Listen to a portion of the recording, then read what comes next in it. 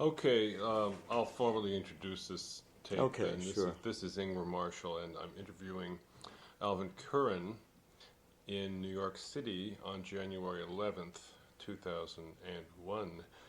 And this is to sort of go back to where we started, ended rather, which was Rome in the 70s when you were involved with the group known as MEV, which stood for Musica Electronica Viva, well, which in plain English means live electronic music.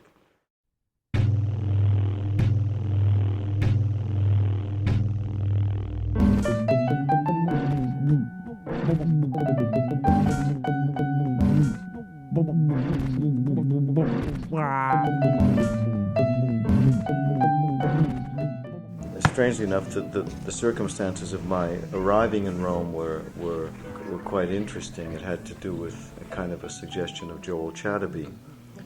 Joel Chatterby and I were both students of Elliott Carter. We were both invited by Elliott Carter in 1963 to accompany him to Berlin, where each of the invited composers, namely Elliott Carter and Xenakis and Berio, who were also invited, could bring two students with them.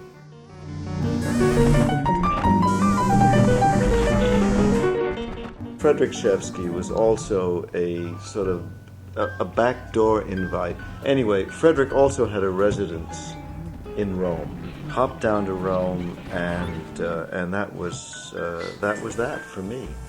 I got there and never left.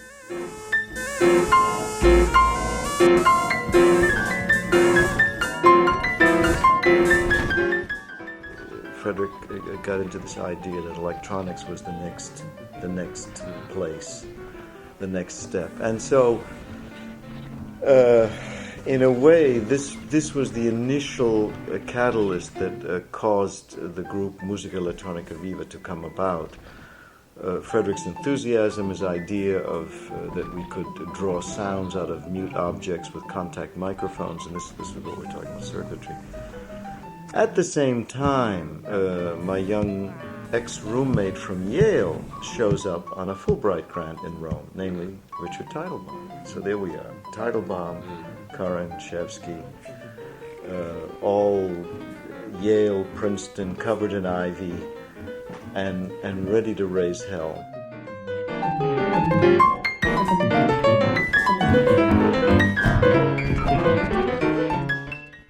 In a word, what this group did was to consciously, in part through Frederic's own advanced knowledge of politics and social structures and so on, and his desire to carry out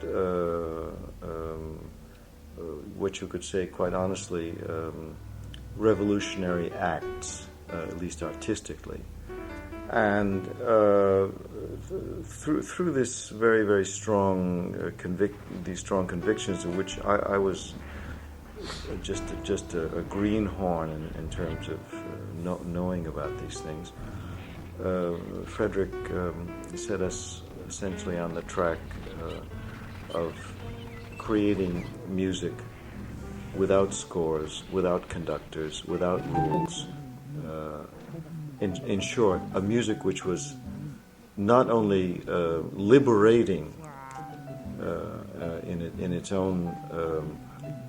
own structures, but free of itself. That is, a music which had absolutely belonged to nobody, belonged to everybody as a form of property, which could include anybody and everybody, including children, animals that walked in, and whatever, and had this unbounded,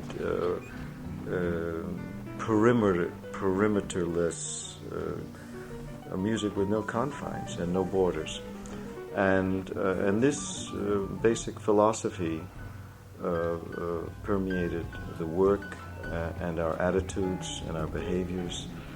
And this, of course, coincided before long, in a year or two, with the entire and quite magnificent uprising worldwide of of youth and the beginning of youth culture in 1967 and 68, 69, and this change where certainly the rules of the game, the rules of society, and the relationships between young and old, between rich and poor, between north and south, between women and men, and all of these things came into question. And we wanted to sustain this idea that we could incorporate non-musicians with, schooled Yaleys and Princetonites and Hochschule people and people from the conservatories and so on.